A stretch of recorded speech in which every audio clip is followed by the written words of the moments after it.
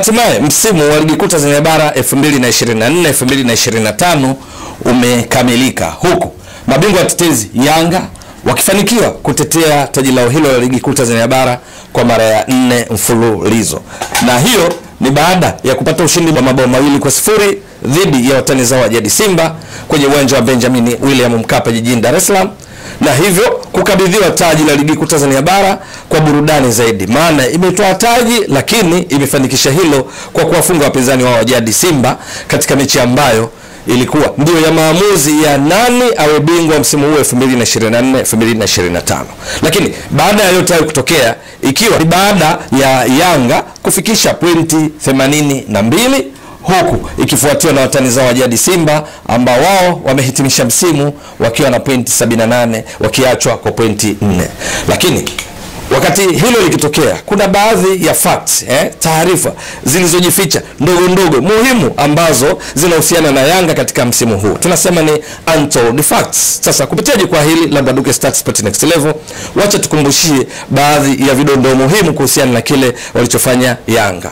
Jambo la kwanza, katika hizi untold facts, naweza kusema untold facts kwamba ni facts ambazo pengine hazijawa wazi kuhusiana na bingwa wa msimu huu wa ligi kuu Tanzania bara. Ya kwanza, pointi 82 walizozifikisha Yanga, hizi ni rekodi sio tu katika ligi kuu Tanzania bara, lakini pia katika ligi nyingine zote bora barani Afrika kwa msimu huu, kwa kulinganisha kile tunaita performance, ambayo ni pointi unazopata kulinganisha na zile ulizopaswa kupata. Sasa kuna hizi untold facts, yani ni facts ambazo bado hazijasimuliwa vya kutosha kuhusiana na kile kilichofanywa na Yanga, bingwa wa ligi kuu Tanzania bara msimu huu, kwa kufikisha idadi ya pointi zilizotoka kuzielezea. Miongoni mwa fakti hizo ambazo pengine ndugu mtazamaji wa Mbwaduke Stats Sport Next Level tunaona ni vyema ukazifahamu ni kama ifuatavyo. Kwanza, Yanga msimu huu imezifunga timu zote walau mara moja. Timu zote. Ndio. Ni kwamba katika msimu huu hakuna timu miongoni mwa wapinzani wa Yanga kwenye ligi kuu Tanzania bara, zile timu 15 yenyewe ni ya 16 ambayo haijafungwa na Yanga msimu huu. Hili ni jambo la kwanza, kwa maana kwamba Yanga imewahi kuzifunga Azam, Tabora United, Simba na nyingine zote, isipokuwa tu Azam na Tabora United ndio timu pekee ambazo zimefungana na Yanga. Kwa hiyo kwa lugha nyingine hapa, fact ya pili ni vizuri kuifahamu. Ya pili, timu mbili tu ndizo zimefungana na Yanga. Kwa maana ipi? Nyingine zote hazijapata luxury hii, hazijapata unafuu huu wa kufungana na Yanga. Nyingine zote zimeonewa zaidi na Yanga. Yanga imevuna pointi nyingi kutoka kwao kuliko wao, kwa sababu Tabora United kwenye mechi ya mzunguko wa kwanza dhidi ya Yanga ilifunga Yanga 3-1, mzunguko wa pili Yanga ikashinda 3-0.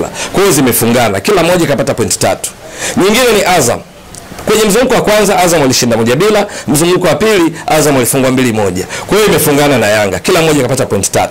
Bas, hakuna nyingine iliyoifunga Yanga. Lakini fact ya tatu ni timu 3 tu ambazo zimeambulia pointi kwa Yanga. Yes, hapa kuna tofauti na hii ya pili natoka kueleza. Hapa ni timu 3 tu zimevuna pointi walau moja kwa Yanga. Timu hizo ni zipi? Nimetoka kuzitaja 2 katika hii pointi ya pili.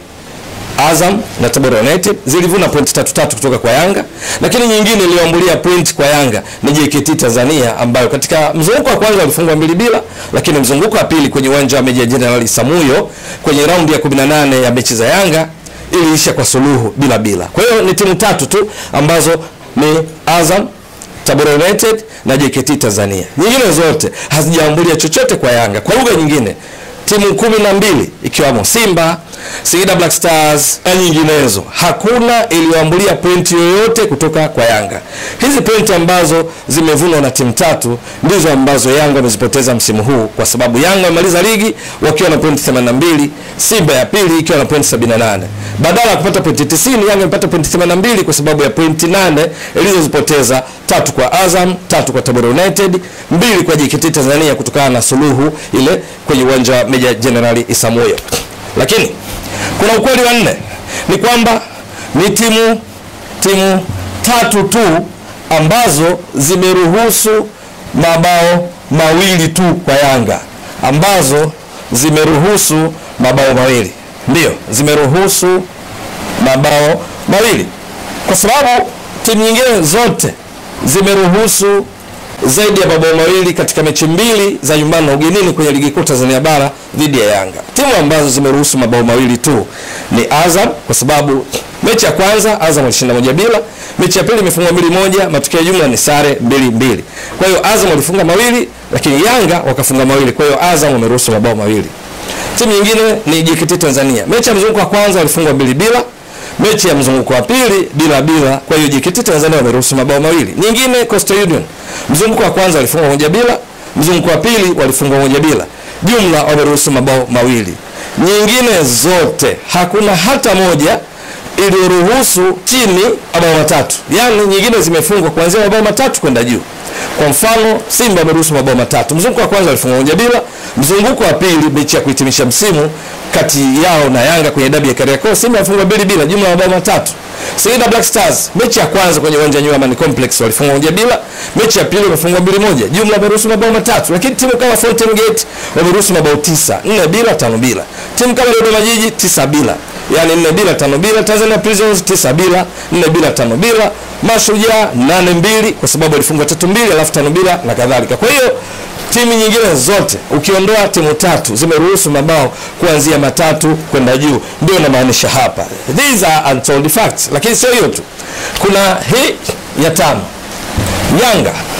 Yanga ingali kikuza kiwango chake katika ligi kuu Tanzania bara msimu hadi msimu huu, msimu wa 4 mfululizo. Yani kwa lugha nyingine, kama ni kwenye chart basi inapanda kila msimu. Kivipi? Ni kwamba hii point inahusiana na Yanga kupandisha viwango mara ya 4 mfululizo. Kwa sababu gani? Tunakumbuka huu ni ubingwa wa 4 mfululizo wa Yanga. Kwenye ubingwa wa kwanza mwaka 2021-22, nazungumzia ubingwa mfululizo kwa sababu tunatambua Yanga wametoa ubingwa, hii ni mara ya 31. Lakini nazungumzia mara 4 hizi mfululizo. 2021 2022 Yanga walimaliza ligi na pointi 74 kama tunakumbuka vizuri, chini ya Nasruddin Nabi. Ilikuwa ni unbeaten, ikishinda mechi 22, sare 8, ikimaliza na mabao 49, ikiruhusu mabao 8. Lakini msimu uliofuatia 22-23 Yanga ilimaliza na pointi 78, ikaongeza pointi 4 kama unavyoona. Kwa hiyo chati yake imepanda kwa pointi 4 katika ufanisi wake. Maana mechi bado ni 30, ligi kuu Tanzania bara ikiwa na timu 16. Lakini msimu wa 2023-2024, msimu uliopita, Yanga ikamaliza ligi na pointi 80, ikapandisha tena. Unaona hapa ni pointi 2. Ilikuwa pointi 4, imeongeza 4 ikawa 78, imeongeza 2 zimekuwa 80. Na sasa baada ya kuifunga Simba 2-0 kwenye uwanja Benjamin William Mkapa jijini Dar es Salaam, ni msimu wa 24-25 Yanga inatoa ubingwa na pointi 82. Ina maana imeongeza tena pointi 2. Kwa hiyo huu ni ukweli kuhusiana na performance ya Yanga kwamba inapandisha kila uchao na tena inavunja rekodi zake yenyewe, kwa sababu wakati ikivuna pointi 74 ilikuwa ni rekodi katika ligi kuu Tanzania bara kwa ufanisi tangu msimu wa 2010-2011. Hakuna timu ilimaliza ligi ikiwa na ufanisi huu, kwa sababu huu pointi 74 katika pointi 90 ni ufanisi wa around 82%. Bana ni 82.222 to infinity, around 82%. Lakini msimu uliofuatia 22-23 pointi 78, hii ni around 87%, kwa sababu ni 86.666 to infinity.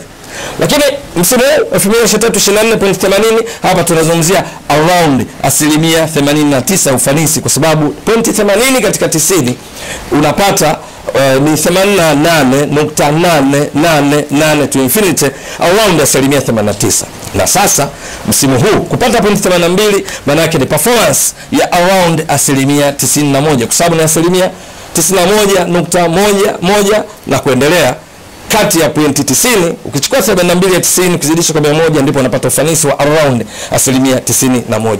Sasa hizi ni untold facts ambazo tunajaribu kukupa kwa series. Hii ni episode 1. Usikose kwenye sehemu inayofuata kuhusiana hizi untold facts juu ya Yanga walichofanya wakati wakitoa ubingwa ligi kuu Tanzania bara. Endelea kuungana nasi kupitia jukwaa hili la Mbwaduke Stats Sport Next Level. Hakikisha pia una subscribe, una share, una like na kucomment. Mwasilishaji wako ni mimi Ramadhani Mbwaduke almaarufu kama Mzee wa Data. Shukran jazilan. Bye bye.